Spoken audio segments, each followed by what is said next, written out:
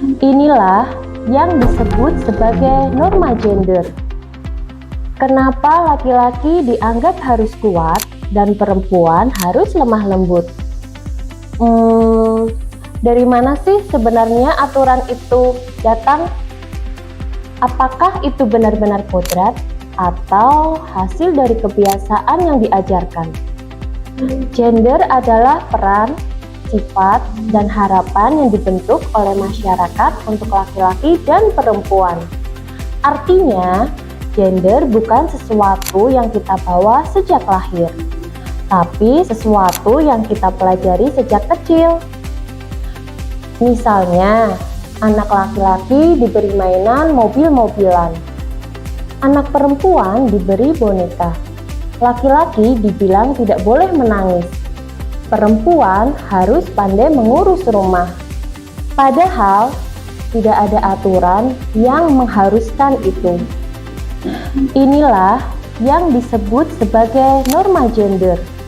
Norma ini menjadi aturan tidak tertulis tentang bagaimana laki-laki dan perempuan seharusnya bersikap.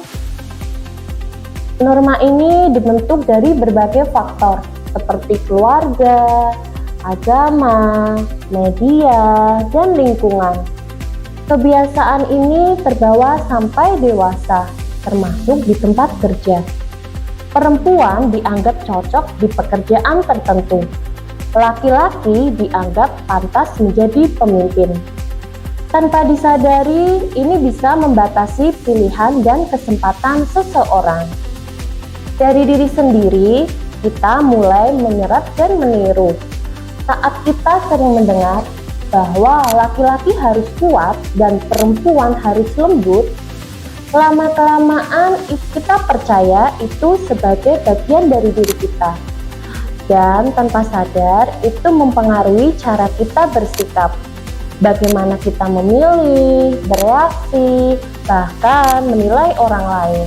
Di keluarga, kita tidak harus diberitahu, tapi juga dibiasakan. Siapa yang diminta membantu di dapur, siapa yang dibebaskan bermain di luar. Kebiasaan-kebiasaan ini membentuk cara kita melihat peran. Akhirnya, kita tumbuh dengan keyakinan, ini tugas laki-laki atau tugas perempuan.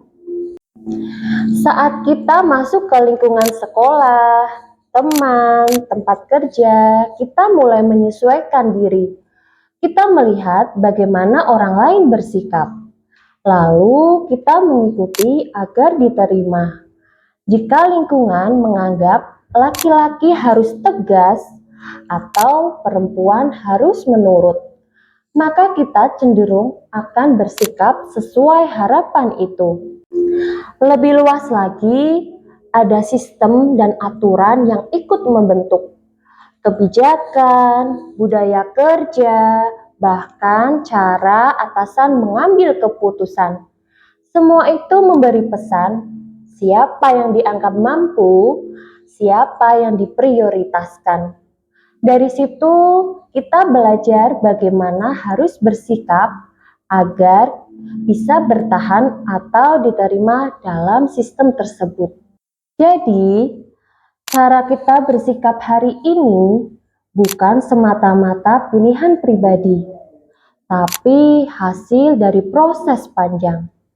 Dari apa yang kita lihat, kita dengar, dan kita alami. Norma-norma ini yang kemudian bisa membatasi pilihan hidup, menciptakan ketimpangan, dan jadi dasar munculnya ketidakadilan dan kekerasan. Sekarang coba pikirkan, dari mana kamu belajar tentang peran laki-laki dan perempuan? Apakah itu benar-benar pilihan atau hasil dari lingkungan?